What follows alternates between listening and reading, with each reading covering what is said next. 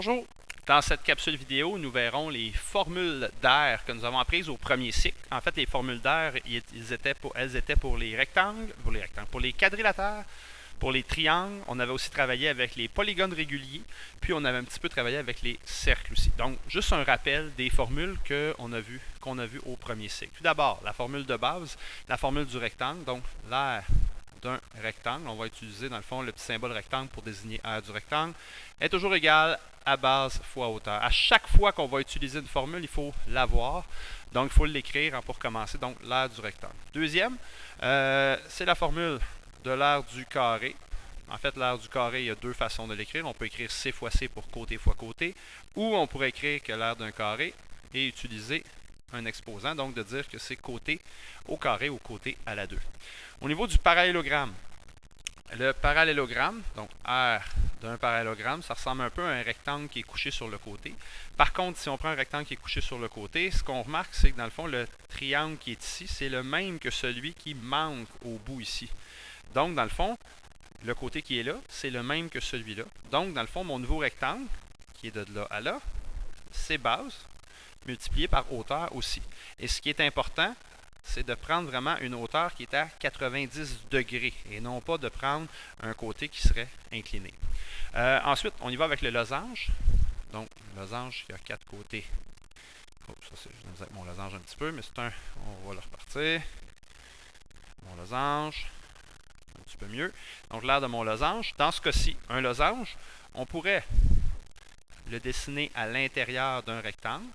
Mon rectangle que je viens de dessiner, si je cherchais l'aire de ce rectangle-là, de mon rectangle quadrillé en fait, bien, ce serait la grande diagonale qui est ce côté-là. Je multiplierais par la petite diagonale, donc grande diagonale fois petite diagonale me donnerait l'aire totale. Mais dans le fond, mon losange occupe seulement la moitié de cet espace-là parce que le petit triangle rectangle qui est ici, c'est la même chose que celui qui est plus haut. Celui-là ici est comme ça. Et voilà, chacun, en fait, j'en ai juste un sur deux. C'est pour ça que si je fais la grande diagonale et que je multiplie par la petite, ça me donnerait tout le rectangle.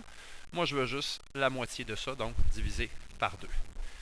On avance avec le trapèze. Donc, peu importe la forme de trapèze qu'on a, la formule est un petit peu spéciale. En fait, ce qu'on remarque, admettons que je prendrais le même trapèze. On en a un ici qui est là. On va prendre le trapèze rectangle. Si je prenais le même trapèze et que je le tournais de côté, donc j'aurais la petite base qui serait ici, la hauteur qui serait là et ma grande base qui serait là. Donc, puis j'aurais ici mon côté incliné. Donc ça serait mon petit b. J'aurais mon grand B. Puis j'aurais encore ma hauteur ici. Si je cherchais, dans le fond maintenant, l'espèce de grand rectangle que j'obtiens, c'est 2 trapèzes. Donc si je cherchais l'aire de ce grand rectangle-là, il faudrait nécessairement que j'additionne mon grand B et mon petit b. Donc, l'aire de mon trapèze, puis c'est la même formule pour un trapèze rectangle ou un trapèze isocèle ou un trapèze quelconque. D'abord, première chose, je dois additionner mes deux bases. Donc, la grande base plus la petite base.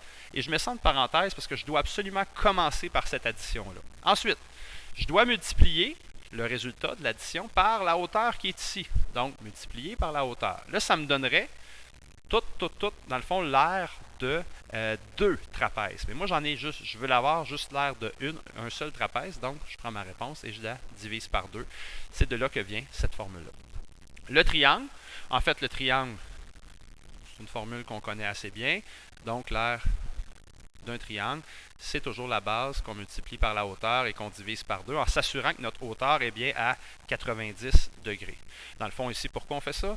Parce que si je complète, encore une fois, le triangle, j'aurais base fois hauteur, ça serait le rectangle complet, divisé par 2 parce que moi, je veux simplement la moitié.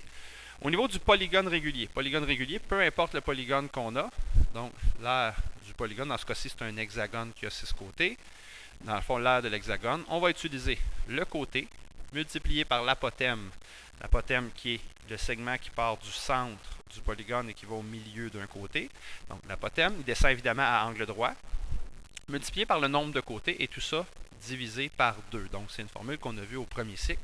Petit fait à se rappeler, on a vu au début de l'année que tous les hexagones, donc les hexagones ont quelque chose de spécial, ce sont les seuls qui ont ça, peuvent se diviser, si je fais les diagonales, se divisent en fait en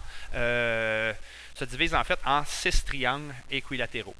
Donc, voici pour le polygone régulier. Et finalement, je termine avec le cercle. Au niveau de l'aire du cercle, donc l'aire d'un cercle, notre formule, c'est pi qu'on multiplie par le rayon au carré, va nous donner l'aire du cercle. Dans ce cas-ci, on va aussi ajouter la formule de la circonférence. Je vais prendre le temps de séparer ce carreau-là en deux. La circonférence de mon cercle, dans ce cas-ci, c'est du périmètre, mais mon périmètre, en fait, c'est la seule formule où on va exiger justement de voir la formule quand on va l'utiliser, parce que c'est la seule qui n'est pas juste une addition de côté. Dans ce cas-ci, il faut prendre pi et le multiplier par le diamètre, ce qui va nous donner notre circonférence ou notre périmètre du cercle. Donc, pour calculer l'aire du cercle, on prend pi multiplié par le rayon carré, alors que pour calculer la circonférence, on va en avoir besoin dans plusieurs problèmes, on va prendre pi fois le diamètre.